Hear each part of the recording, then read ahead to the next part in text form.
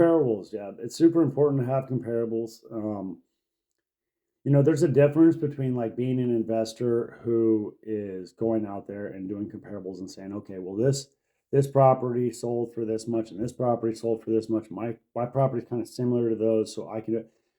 And the only time that that's impossible to do is if you're trying to be a standout. I'm going to do it from the ground up. I'm going to be, the lead maker on this situation where nobody's put in this type of structure. And if there are no comparables, that's impossible, right? But then that increases the risks. So that increases the amount of research and details and every piece of information that you have to put in there.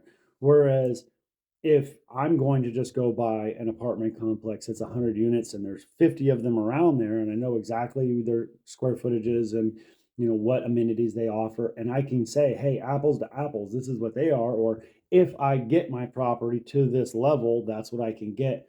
That is an advantage over doing pre-existing versus development. Now, of course, if you're building an apartment complex and there's a bunch of apartment complexes in the area, you can compare yourself to those post-construction, obviously, what those rent rates will be, but making sure that you are in the ballpark of what everybody in that area is doing is real important, because again, this isn't about gambling.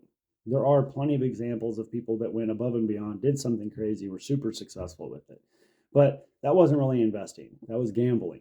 And I admire people that can do that kind of gamble, but that's not what seasoned investors do.